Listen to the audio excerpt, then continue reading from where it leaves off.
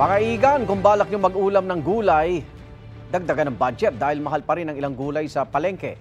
Epekto raw ito ng mga nagdaang bagyo. May unang balita si James Agustin. Celery. Celery. Nananatiling mataas ang presyo ng lahat ng gulay bagyo sa bagsakan nito sa Juliana Market sa Quezon City.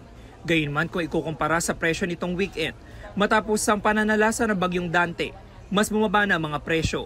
Ang carrots halimbawa ay 140 pesos per kilo mula sa 250 pesos nitong weekend. Malayo yan sa karaniwang bentahan ng carrots na 80 pesos per kilo kapag walang bagyo. Mabibili ang sayote sa 40 pesos per kilo habang ang patatas ay 80 pesos per kilo. 50 pesos lang ang natapya sa presyo ng lettuce. 250 pesos ang kada kilo ng romaine lettuce habang 300 pesos ang iceberg lettuce. Ang broccoli na sumipa sa 300 pesos per kilo nitong weekend, 230 pesos na ngayon, halos doble sa normal na presyo na 120 pesos per kilo. 100 pesos per kilo naman ang labanos sa Trepolyo habang 130 pesos ang pechay bagyo. Yung kinukunan ng gulay natin, tinamaan talaga sila ng bagyo. Kaya yung mga gulay na apektuhan talaga. Konti yung na-harvest, tapos yung nadating dito, minsan mas sira na, hindi katulad nung nakaraan na okay siya before bagyo. Kamusta ang bentahan? Matumal.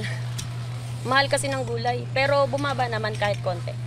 Sa gulay Tagalog, sumipa ang presyo ng siling labuyo sa 300 pesos per kilo mula sa 180 pesos noong nakaraang linggo.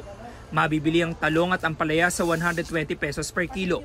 35 pesos naman ang kada peraso ng upo mula sa 25 pesos noong nakaraang linggo. Sinusubukan pa namin makunan ng komento ang Department of Agriculture.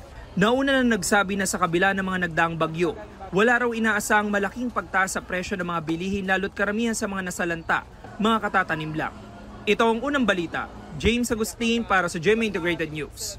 Igan, mauna ka sa mga balita, mag-subscribe na sa GMA Integrated News sa YouTube para sa iba't ibang ulat sa ating bansa.